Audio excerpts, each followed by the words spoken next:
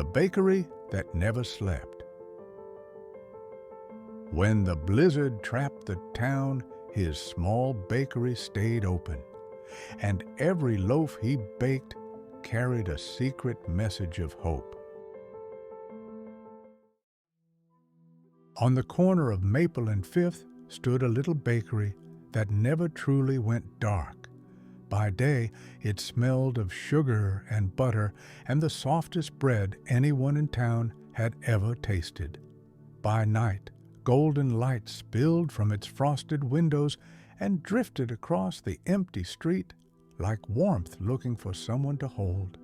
Everyone called it Evelyn's Bakery, though the wooden sign above the door still read The Sugar Hearth, its paint faded but proud. Inside, the counters gleamed with love, and the air held a comfort you couldn't find in any recipe. Evelyn had owned it for nearly 30 years. Her hands carried the small cracks of time, but her spirit never did. She was the kind of woman who could tell what someone needed just by how they looked at the pastry case. Sometimes it was an apple turnover. Sometimes it was a kind word wrapped in wax paper. On this particular Christmas Eve, the town of Willow Creek slept under a blanket of snow that didn't plan to stop anytime soon.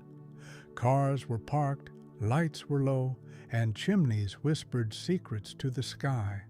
But inside the bakery, Evelyn was still awake. The old clock above the oven ticked softly as she rolled out dough on the floured counter, humming along to a tune only her heart remembered. A row of gingerbread men smiled up at her from a tray, ready to meet their fate in the warmth of the oven. She glanced toward the window. Outside, snowflakes danced in lazy spirals, and the street lamps bowed beneath the weight of white. Evelyn smiled. "I guess it's just you and me tonight," she said to the dough, pressing a cookie cutter gently into it. "And maybe the storm. The heart's winter, a lonely night. For all the sweetness in her life, Evelyn knew the ache of quiet better than most. This would be her first Christmas alone since Harold, her husband, partner, and chief taste tester, had passed away 2 winters before. He'd always been the one to lock up the bakery, kiss her cheek, and say, "Let's go home, Evie. Tomorrow will rise like dough if we give it rest." But now, home felt too big, so she stayed in the bakery, and in some ways, it stayed in her. Around 11 p.m., she placed the last tray in the oven, wiped her hands on her apron, and made herself a cup of cocoa. The radio played softly from the corner, an old crooner's voice stretching out a slow Christmas tune. She watched the snow and thought about Harold's laugh, the way it filled the kitchen even when the bread didn't rise. "Maybe," she whispered, "this year I'll just bake through the night." And that's exactly what she did.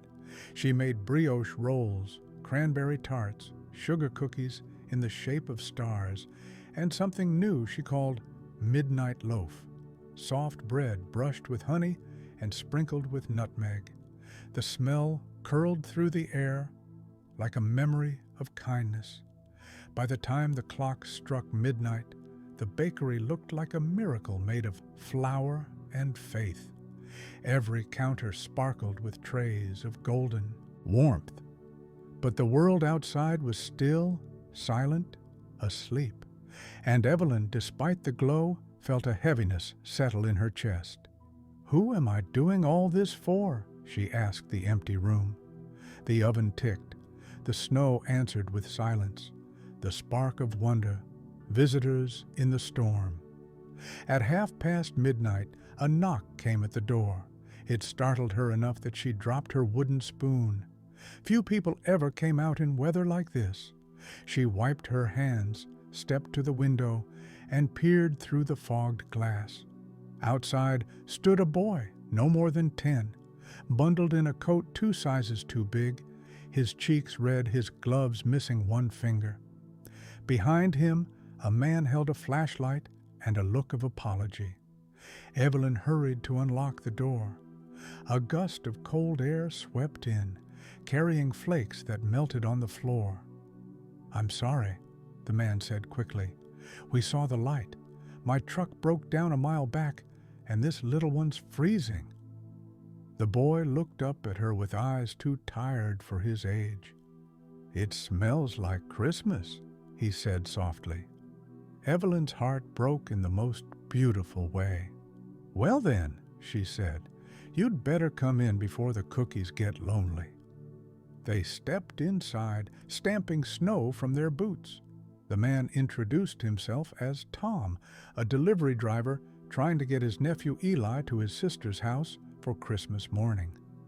"The storm caught us earlier than I expected," he said, rubbing his hands near the oven.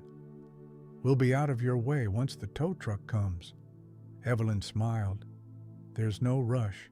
I've got cocoa and more cookies than common sense."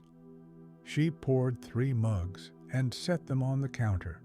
Eli's small hands wrapped around his cup like it was a treasure. "Are you Mrs. Claus?" he asked suddenly, dead serious. Evelyn laughed, a sound that seemed to surprise even her. "Not quite, dear, but I've been told I bake like her understudy." The 3 of them sat at the counter, steam rising from their mugs as the storm pressed its face against the windows. For the first time that night, Evelyn didn't feel the weight of silence. She felt company. When the phone rang, it was the tow service, delayed until morning. Tom apologized again. "We don't want to trouble you." "Trouble," Evelyn said. "I've been waiting all night for someone to eat these gingerbread men before they stage a revolt." So they stayed. Eli helped decorate cookies. Tom carried trays to cooling racks. And Evelyn, watching them move through her kitchen, realized how easily laughter could fill an empty space. The gift within, a night that would be remembered. By 2 in the morning, the bakery was a small island of light in a sea of snow. The storm howled, but inside, time melted. Evelyn taught Eli how to make snowflake cookies using the back of a spoon and powdered sugar. He called them edible wishes. Tom shared stories of growing up in a big family where bread was a daily miracle. "My mom used to say that dough listens," he said. "If you're angry, it won't rise right." Evelyn nodded knowingly. "Your mother was a wise woman." They baked together until every counter was covered. Then, without quite planning it, they packed some boxes, rolls, cookies, little tarts, and wrote notes on them. "For whoever needs warmth tonight." Tom slipped into his boots and, with Eli bundled beside him, helped deliver them around the block. To the gas station attendant still on shift, the nurse at the small-town clinic, and even a man asleep in his truck near the park. Each box left a trail of cinnamon and kindness behind. When they returned, their cheeks were pink and the snow was slowing. The clock said 3, but none of them were tired. Eli yawned, rubbing his eyes. "Is it okay if I sleep here?" "Of course," Evelyn said, pulling a blanket from a shelf. "You can have the coziest booth in town." Tom hesitated. "Are you sure?" She smiled. "The bakery's never slept a single Christmas Eve. Why should we start now?"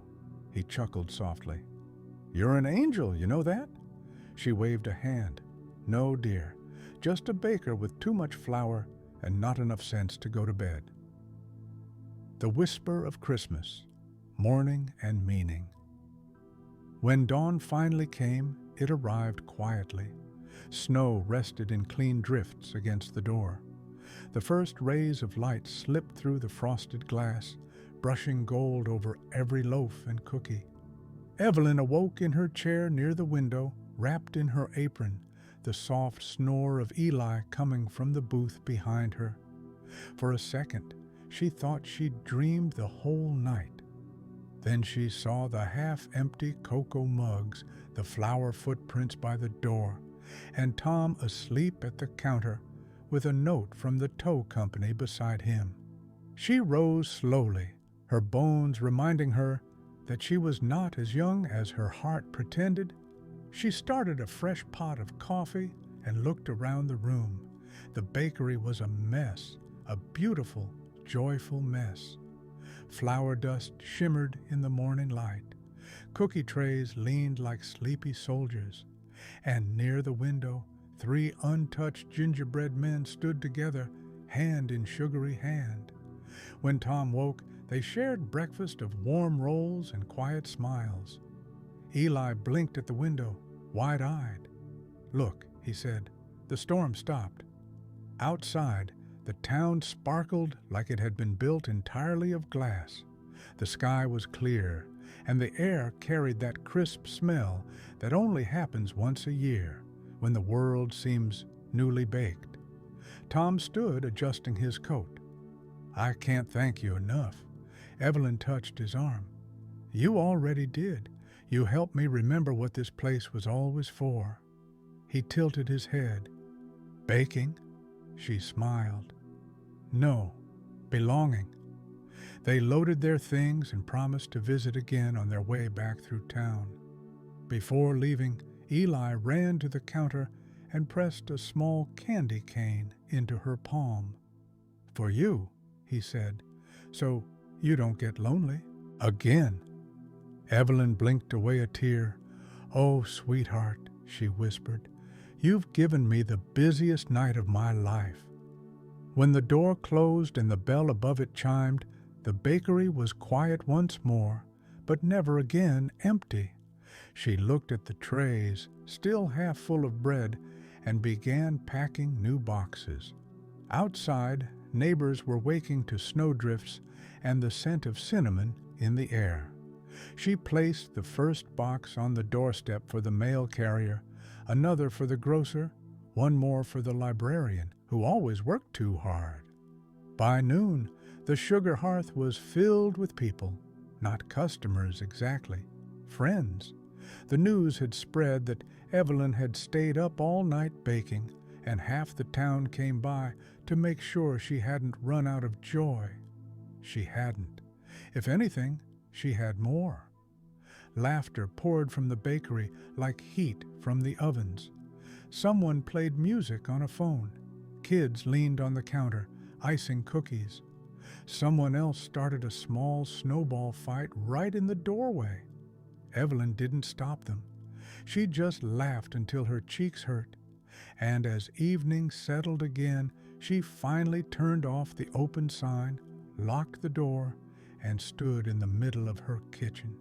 The air was warm, her heart was full, and somewhere she could almost hear Harold's voice saying, "Tomorrow will rise like dough if we give it rest."